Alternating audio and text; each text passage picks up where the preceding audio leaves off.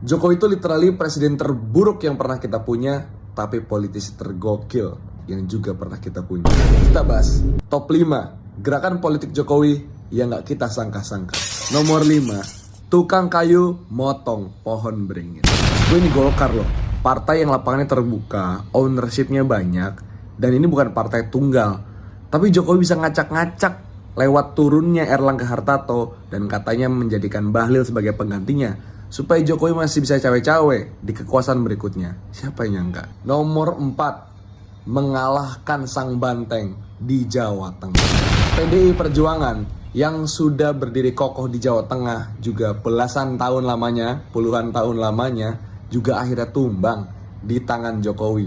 Di Pilpres kemarin, Ganjar Mahfud yang diusung oleh PDIP kalah di Jawa Tengah oleh Joko Widodo. Yang kita tahu, Jokowi selalu kesannya merasa diinjak-injak oleh PDIP harga dirinya.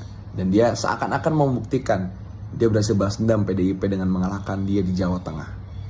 Siapa sangka? Nomor 3, membuat partai manut di belakang.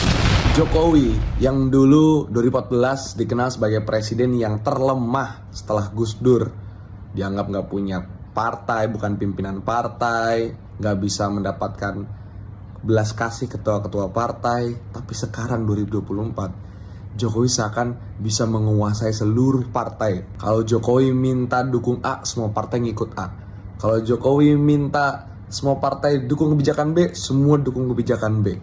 Ya, Jokowi menggunakan taktik intimidasi tentunya. Tapi ini gila, Jokowi berhasil menguasai partai-partai. Siapa sangka? Nomor 2, menarik Prabowo Subianto, rival abadinya, ke dalam kabinet. Pertarungan Jokowi dan Prabowo itu ibarat Naruto Sasuke ya, berlangsung panjang. Dan kita sama-sama tahu Prabowo itu keras ke Jokowi. Prabowo itu lebih kaya, punya parpol, punya jabatan militer dan lain sebagainya. Tapi Jokowi selalu menang.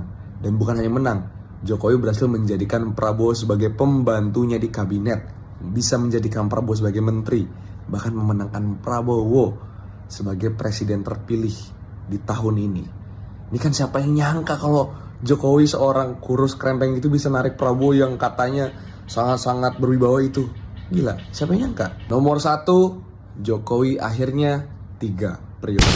Barangkali bukan Jokowinya yang 3 periode, tapi dia berhasil membuat sejarah di Indonesia sebagai satu-satunya presiden di kala dia menjabat bisa menjadikan anaknya sebagai wapres berikutnya.